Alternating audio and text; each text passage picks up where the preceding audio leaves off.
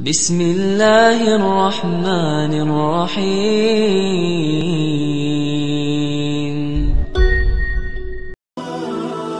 Keutamaan bangun di malam hari, ibadat tahajud, kata Al-Quran, itu memiliki 4 keutamaan. Tambahan yang tadi, memiliki 4 keutamaan lain yang tidak akan pernah diberikan kepada orang yang tidak tahajud, bahkan sekhusyuk apapun sholat yang lainnya. Misal, antum sholat fardunya khusyuk luar biasa, tapi nggak tahajud, nggak akan dapat yang 4 ini.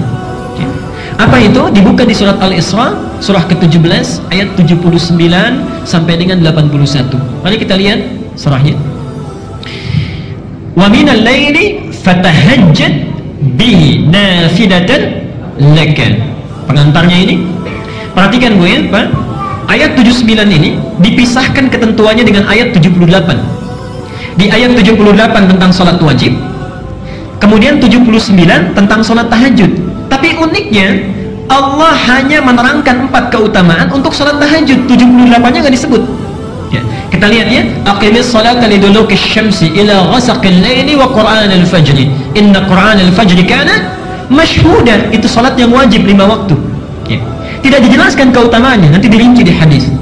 Tapi ketika menerangkan tahajud ayat 79-nya, wa minal laili fatahajjad bihi, dan diantara sementara malam tunaikan olehmu tahajud nafilah. Itu hanya sunnah saja, muakkadah hukumnya, sunnah yang sangat ditekankan.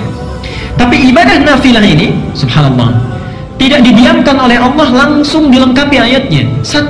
Asa an yab'athaka rabbuka maqaman mahmuda. Siapapun yang menunaikan tahajud dengan baik, maka Allah akan mengangkat derajatnya, mengangkat karirnya, ditempatkan di tempat yang terbaik dan mulia. Hati-hati ya, Pak, saya seringkali rewel ya, cerewet kepada para ayah. Antum itu punya tugas untuk mencari nafkah. Allah sudah berjanji di ayat ini, kalau antum tidak tinggalkan tahajud, tunaikan dengan baik, itu karir pekerjaan kita akan dimudahkan. Itu sudah janji Allah, sudah janji Allah. Antum jangan lihat para sahabat Nabi itu bukan semuanya jadi ustadz, tidak. Banyak diantara mereka yang pebisnis. Abu Bakar misalnya seorang diplomat yang sangat ulung di samping seorang pebisnis. Utsman bin Affan seorang pedagang yang luar biasa. Abdurrahman bin Auf seorang sahabat yang luar biasa manajemen bisnisnya, paling kaya saat itu di Makkah dan di Madinah. Ali bin Abi Thalib seorang pengajar yang sangat jenius. Bapak ibu tahu apa yang terjadi? Abu Bakar, Utsman, Abdurrahman bin Auf, termasuk Abu Dzar Al-Ghifari, seorang yang sukses dalam dunianya, itu bisnisnya tidak pernah rugi, selalu untung. Tidak pernah rugi, selalu untung. Bahkan Abdurrahman bin Auf cuma punya modal pakaian saja, 3 bulan di Madinah jadi orang nomor 3 paling kaya di Madinah. Nomor 3 paling kaya. Hartanya seperempatnya 80.000 dinar. Modalnya cuma pakaian, 80.000 dinar. Sekarang 1 dinar 2,5 juta. Setengah T kurang lebih dalam 3 bulan. Untanya 10.000 ekor dalam 3 bulan. Subhanallah, 10.000 ekor. Sekarang 1 ekor itu 15 juta paling murah ya.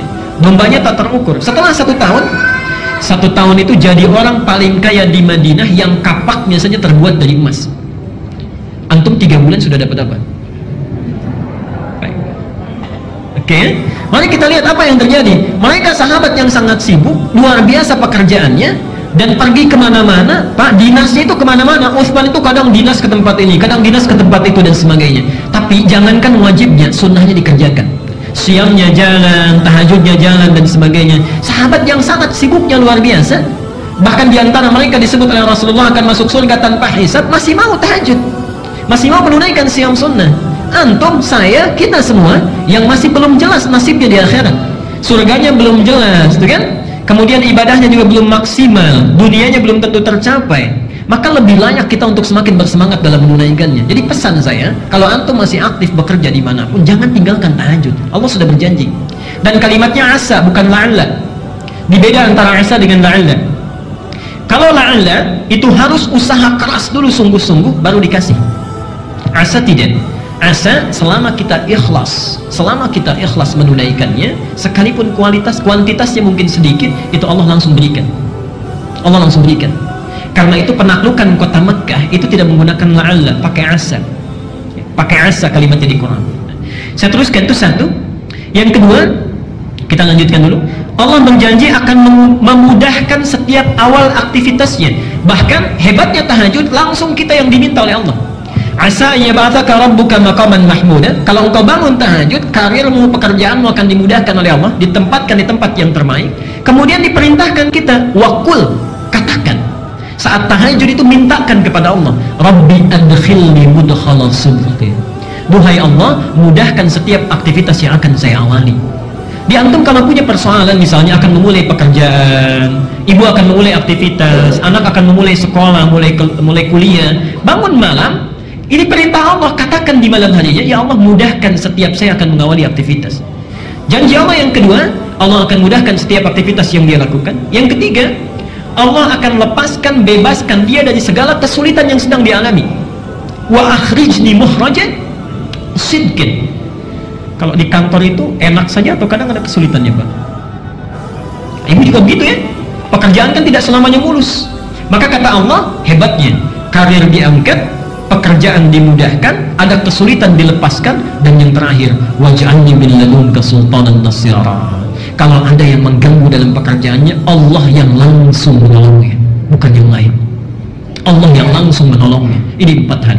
Karena itu, dari keutamaan-keutamaan ini, Nabi diperintahkan sebelum turunnya perintah sholat 5 waktu, Rasulullah sudah menunaikan sholat ini, sholat malam, sudah didawamkan.